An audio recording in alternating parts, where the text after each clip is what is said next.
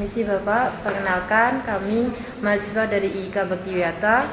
Di sini kami izin melakukan wawancara seputar pelayanan jiwa di Puskesmas ini. Apakah diperkenankan? Oke, silakan, boleh. Sebelumnya boleh diperkenalkan dulu nama dan alamat Bapak. Ya, nama saya Dedi Ilham Nurdiana, Eskepnes saya di Puskesmas Pare ini. Rumah saya Jalan Pepaya nomor 15, masih satu kampung dengan sini, 700 meter dari sini. Saya di sini sebagai perawat megang penanggung jawab BP, Balai Pengobatan. Kedua juga megang program jiwa, salah satunya. Program lainnya adalah TBC Paru, Kesehatan Indera, sama PPI. Baik, langsung saja izin bertanya ya Bapak. Silakan. Apakah ada masalah mengenai pelayanan jiwa di Puskesmas ini ya Pak? Sebenarnya ada masalah. Kami belum membuat poli tersendiri untuk jiwa. Mengingat denah atau bangunan kita ini untuk bagi poli tersendiri belum ada dan belum tersedia. Terus keterbatasan jumlah tenaga kerja yang menyebabkan kami membuat poli tersendiri belum bisa. Tapi planning ke depan untuk pembangunan yang akan datang, kita akan membongkar bangunan yang barat ini sehingga bisa untuk penambahan tempat untuk poli jiwa, insya Allah kami akan membuka. Selanjutnya, bagaimana perkembangan pelayanan jiwa di Puskesmas ini? Perkembangan dari megang pertama, saya masih tahun pertama ini megang jiwa. Saya nggak tahu jumlah sebelum dan sesudahnya ada peningkatan atau tidak. Tapi selama saya pegang, yang baru sekitar ada 5, yang meninggal ada 2. Tingkat pelayanan kami masih pasif, jadi kami menunggu pasien yang mau berobat ke kami atau pasien yang baru kita kirim ke rumah sakit setingkat lebih tinggi. Baik Bapak, selanjutnya strategi apa saja yang dilakukan Bapak dalam melakukan asuhan keperawatan pada pasien gangguan jiwa? Strategi kami salah satunya adalah ada hari tertentu. Kebetulan saya hanya bisa di pelayanan BP itu hari Rabu, Kamis, dan Sabtu. Bagi pasien yang sudah terdiagnosis pasti F20 ODGJ, saya usahakan pada hari tersebut bisa datang ke tempat kami. Karena satu pasien rata-rata itu saya akan kasih obat untuk 30 hari ke depan. Sehingga kalau pemegangnya satu, pasien kan juga butuh keakraban dan kenyamanan. Dengan jumlah petugas beberapa tersebut, beliaunya bisa milih, dan pada hari tersebut yang kita sepakati beliaunya bisa milih yang paling disebut, rata-rata milih saya, sehingga apa yang dia keluhkan, apa yang menjadi masalah kesehatannya bisa digali lebih dalam sehingga solusinya akan tercapai. Baik Bapak, pengalaman Bapak apa saja ketika merawat pasien dengan gangguan jiwa? Pengalaman tentang yang umum ya. Iya. Sebenarnya saya shock dipegang program jiwa ini karena saya laki-laki satu-satunya di sini, semuanya perempuan. Seandainya boleh menolak, saya menolak. Tapi karena tugas dan nggak mungkin akan ditolak, dan kebetulan rumah saya adalah dekat di sini. Setiap ada kejadian yang berhubungan dengan keamanan, kenyamanan, ketertiban, masyarakat sini semuanya sudah tahu nomor telepon saya. Sehingga harusnya kapan ini dalam ranahnya kesehatan, kapan ini ranahnya keamanan, kapan ini ranahnya ketertiban, masyarakat tidak tahu. Tahunya adalah kalau jiwa adalah Puskesmas dan Pak Dedi. 24 jam saya ditelepon, sewaktu-waktu. Jadi menyesuaikan itu tidak mudah. Tapi dengan tanggung jawab, rasa tanggung jawab, enak ndak enak, suka tidak suka ya terpaksa dan tidak mungkin banyak terpaksanya mau nggak mau saya harus datang ke tempat yang model saya, dan rata-rata mereka sudah cukup dengan saya, rata-rata sewaktu-waktu tidur malam pun di sewaktu-waktu, dan itu membuat saya shock untuk awal-awal, apalagi kalau masyarakat tidak paham. Pemahaman di masyarakat seakan-akan semua orang dalam keadaan seperti itu wajib langsung harus ngamar di sana. Padahal proses itu tidak mudah. Ada syarat A, B, C, D, E, dan G dan ke belakang. Padahal puskesmas hanya satu di antara itu. Dan mereka tidak tahu. Seakan-akan pasrah dengan puskesmas. Tidak seperti itu. Ini ranahnya desa, ini ranahnya keluarga, ini ranahnya puskesmas, ini ranahnya dinsos, ranahnya polisi. Mereka tidak tahu. Sehingga ya karena sudah pengalaman kita ngerapel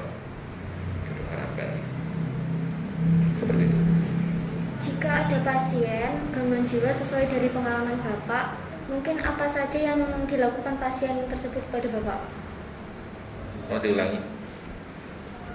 Jika ada pasien gangguan jiwa di puskesmas ini sesuai dari pengalaman Bapak, apa saja yang biasanya dilakukan pasien tersebut?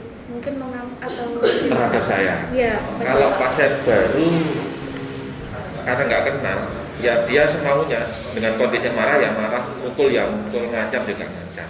Tapi kalau pasien lama, saya senang.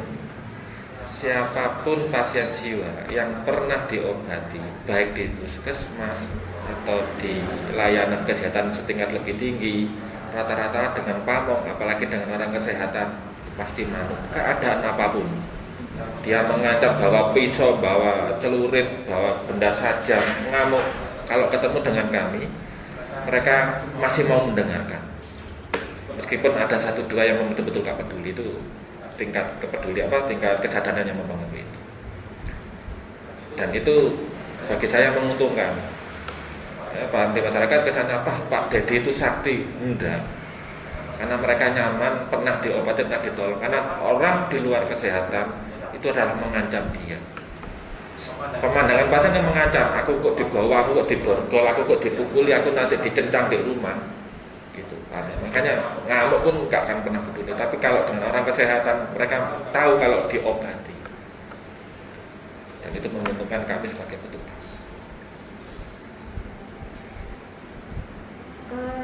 Bapak menjalankan tugas ini itu atas dorongan atau kemauan diri sendiri atau bagaimana? Yang saya ceritakan di awal, saya terpaksa dan saya sadar diri karena jiwa itu kan taruhannya dan keselamatan bagi yang menolong, dan identik yang berhubungan dengan power atau kekuatan adalah mungkin orang laki-laki. Ada di luar sana yang perempuan juga banyak. Ya, saya berusaha memahamkan diri sendiri, terus apa meneh. Ya mau tidak mau ya harus mau, dan saya sudah terikat sumpah apapun keadaannya ya tugasnya ya saya lakukan. Berarti sampai saat ini nggak ada penyesalan atau bagaimana gitu? Kalau menyesal enggak, bukan menyesal, itu tadi siapa lagi? Seandainya ada pilihan saya nggak mau. Bayaran ini kodwai jauh ya. Tapi saya itu tadi terikat dengan sumpah saya sebagai pegawai, apapun jadi tugas yang dibebankan, yang diperintahkan ya saya lakukan. Dengan berjalannya waktu saya bisa mau menerima dengan ego saya. Ya keikhlasannya nggak kayak di awal-awal, sekarang sudah saya ikhlaskan. Ya oke, apa lagi gitu. Iya.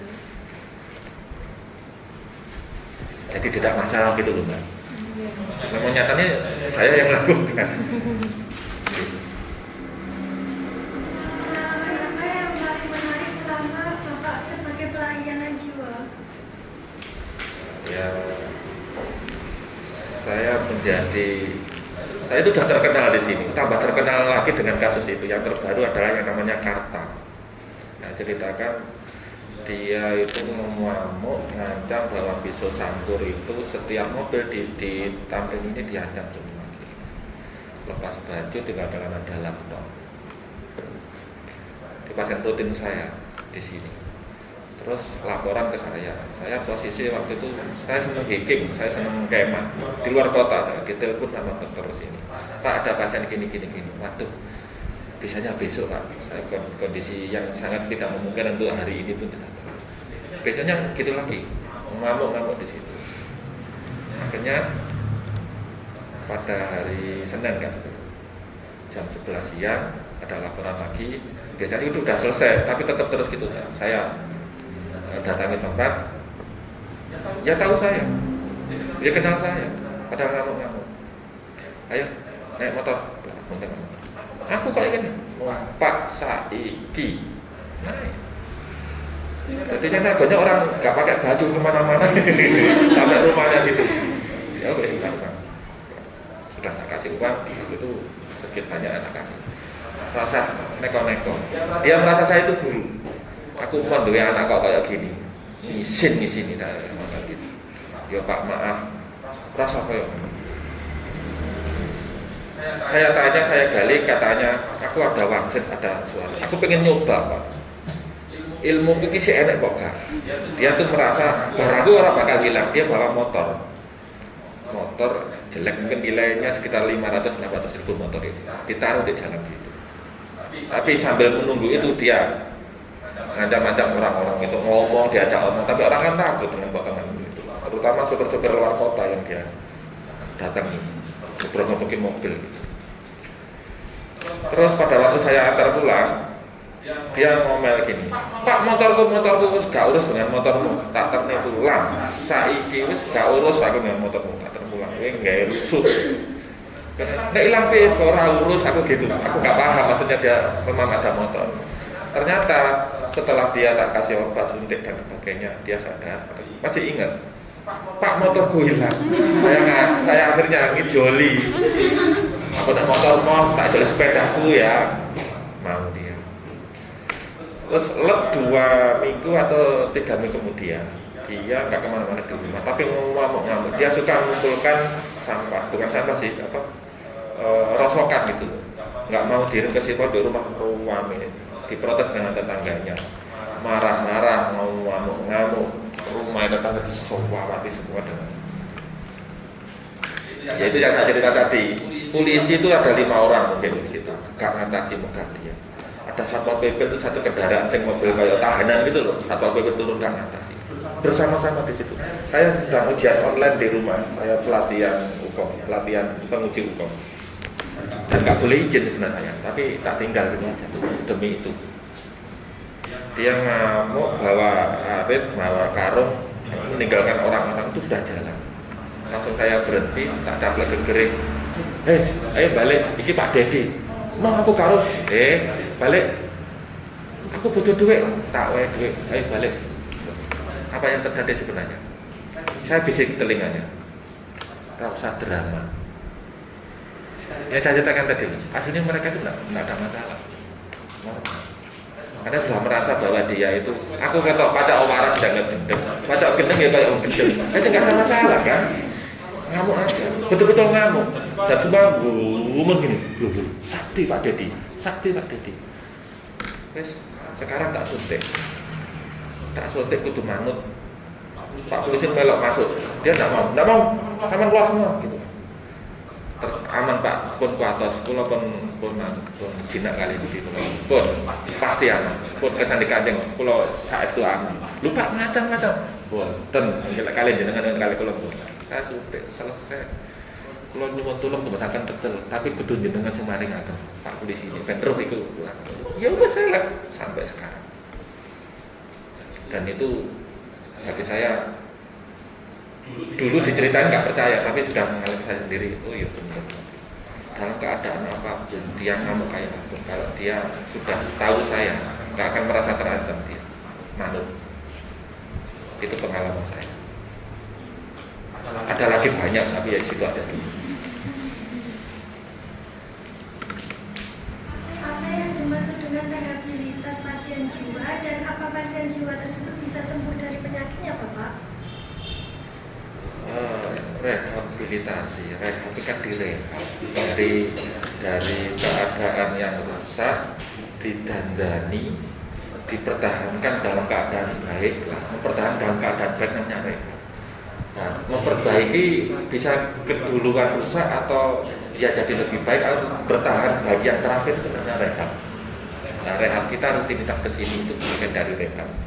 Termasuk yang rencana jangka panjang saya adalah nanti membuat posyandu jiwa, itu bagian dari rehab. Terus rehab yang berikutnya salah satunya adalah pendidikan keluarga. Kadang sumber masalahnya malah di keluarganya sendiri. Ojo sampai orang ini kan bermasalah dalam mengendalikan. Kalau dia kena pemicu, dia akan kumat. Ojo sampai jadi pemicu, ngalahi. Nanti pihak keluarga. Nomor 2 adalah lingkungan. Keluarga sudah oke, lingkungannya nggak oke. Akhirnya ketemu kadang-kadang guyon, menurut mereka guyon. Masyarakat bully lah, tapi guyon biasa aja. Tapi dia sakit hati. Jadi yang perlu direhab itu tidak hanya pasiennya saja, tapi keluarga. Begitu. Kalau masalah bisa sembuh dan tidak, saya belum bisa menemukan itu sembuh total. Tapi sudah tidak mengganggu aktivitas bekerja seperti biasa. Kadang-kadang kumat tapi tidak mengganggu, banyak. Tapi untuk paham orang di luar itu menganggap sudah sembuh, banyak. Sebenarnya dia belum sembuh 100%, tapi bisa mengatasi, bisa memenuhi kebutuhan sehari. Dan orang kalau minum obat terus sembuh juga. Dia masih minum obat dan mau mengerti kalau dia butuh, sehingga selama dia mau minum obat terkendali, nggak ada masalah. Yang tidak minum obat ya kumat. Tapi sejauh ini ada yang tidak minum obat tapi gangguannya kecil, jadi dianggap tidak masalah bagi masyarakat. Bongkok-bongkok pun ya sekelas saja. Biasanya apa saja kendala Bapak dalam memenuhi peran sebagai perawat layanan jiwa mengenai proses penyembuhan pasien? Ulangi. Biasanya apa saja kendala Bapak dalam memenuhi peran sebagai perawat jiwa mengenai proses penyembuhan pasien? Iya, kita terbentur dari tingkat pengetahuan keluarga sebenarnya. Kayak ada kasus gini. Dia tidak mempermasalahkan kalau jiwa itu akan mengganggu orang lain, tidak mempermasalahkan. Yang terganggu adalah masyarakat sekitar, sehingga yang melaporkan justru masyarakat sekitar. Karena keluarganya dianggap dia itu bermasalah, bisa karena malu, males, atau egois, mempentingkan keluarganya sendiri. Padahal duluran terparah, nggak peduli, nggak mau mengobatkan. Yang peduli malah keluarga, sebelah tetangga. Bukan peduli sebenarnya, terganggu, sehingga mereka lapor. Nah, kendala saya kalau saya mau mengatakan, ini wajib dikirim ke rumah sakit yang lebih tinggi, dia nggak peduli. Saya butuh data, butuh kakak, butuh proses. Nggak mungkin kan saya harus mengantar ke balai desa, ke kecamatan, ke dinsos, ke dinkes, nggak mungkin. Harusnya keluarga, tapi keluarga sendiri kalau nggak peduli, bagaimana? Akhirnya desa. Ada sebagian desa, tidak saya sebutkan, ada konflik masa lalu, mungkin berhubungan dengan pilihan kepala desa ya biasanya, berdampak. Sehingga pasien tersebut tidak punya kakak, tidak punya NIK, keluarga tidak mau ngurusin, desa juga terluka dengan orang tersebut, atau desa terluka dengan orang yang melaporkan. Ada faktor politis, nggak teratasi. Sedang yang melaporkan nyampe ke kabupaten, ini kok nggak diatasi? Padahal problem di lapangan seperti itu, saya nggak bisa bergerak. Siapapun yang dikirim ke rumah sakit atau tingkat lebih tinggi harus punya NIK, identitas, nggak bisa bergerak. Ada keluarga kalau dibuatkan T4 itu tidak punya identitas, tidak punya tempat tinggal, lo punya keluarga, kan nggak mungkin. Sedang saya pasang keluarganya nggak peduli, pusing saya kalau gitu. Akhirnya itu yang terbaru 2 bulan yang lalu. Akhirnya dengan segala cara muncullah dengan NIK. NIK-nya dipermasalahkan di desa. Bener gak NIK orang ini? Ada sengurus ya orang pentingnya sana. Kalau desa dan mengeluarkan tanggung jawab. Ternyata untuk mengembalikan itu aja prosesnya panjang. Oke, terakhir jadi suratnya jadi dikirim ke Malang. Waktunya pulang ada satu keluarga yang sadar mau bentuk. Tapi waktu nanti kan harus kembali ke sana kontrol, tidak mau ngurus, ya nggak diobatkan, ya nggak mau berhubungan dengan saya. Terus saya harus bagaimana? Ini PR terbesar saya. Ya mau nggak mau, kesannya yang butuh kak malah aku. Ya wes ngalai tak terke obatnya umbenan lah. Untuk minum kan butuh PR pengawas minum obat. Orang tuanya nggak peduli, keluarganya nggak peduli. Aku akan dulang setiap hari. Ya nggak mungkin. Akhirnya ya lost kontak. Ini nanti bisa teratasi kalau nanti mengganggu, dan akhirnya nanti dimarahin dengan orang sekitarnya untuk mengobati. Baru keluarga nanti menghubungi saya. Saling lempar tanggung jawab gitu. Kalau wis puskesmas lah, problem lagi dulu sebelum corona ya, saya ingat saya ke rumah itu siapapun pasien yang ngamar di Lawang atau di Munur itu bisa 1 bulan, bisa 3 bulan. Sekarang tidak, 10 hari, tergantung kondisinya. Rata-rata 10 hari. Kemarin yang terpanjang hanya 2 minggu. Problem bagi saya, kenapa? Perjuangan saya untuk bisa mengantar dia ke sana kan butuh biaya, waktu dan segalanya untuk bisa ke sana. Sudah di sana kesulitan kita untuk balik mulai dan harus kontrol ke sana. Nah, kontrol nggak waktu dan biaya. Kebanyakan nggak mau. Akhirnya cukup obat dari puskesmas, obatnya nggak sama. Itu problem yang gampang-gampang susah dan agak susah dari gampang. Apa pesan Bapak untuk mahasiswa khususnya yang berminat dalam keperawatan jiwa untuk mempersiapkan diri sebagai perawat di masa depan? Perawat secara umum, perawat jiwa. Sebenarnya perawat jiwa itu potensi untuk bisa dimasuki karena butuh keahlian khusus. Rata-rata yang pinter jiwa itu orang yang mantan atau perawat jiwa. Tapi kalau dari nol kayak saya harus pandai-pandai buka literatur dan berguru pada yang lebih senior. Terus ketakutan saya dulu setiap kali mau ngambil disertasi atau tugas yang berhubungan dia saya tolak karena gampang, karena takut. Setelah saya nyemplung ini tidak seburuk itu ternyata. Modal kita dalam kesehatan, mereka terbuka dengan kita dan ada teknik sendiri untuk pendekatan tersendiri. Banyak literatur banyak, tapi yang saya ceritakan sebagian ini tadi saya kira cukup. Saya tidak merasa terganggu dan ini adalah kewajiban saya sebagai kampus ini. Kita perlu hanya pengobatan, kita memberikan ilmu pengetahuan kepada adik-adik mahasiswa. Kita saja sudah ada kata kesempatan, ada waktu tidak tepat, mohon maaf karena memang kondisinya seperti ini.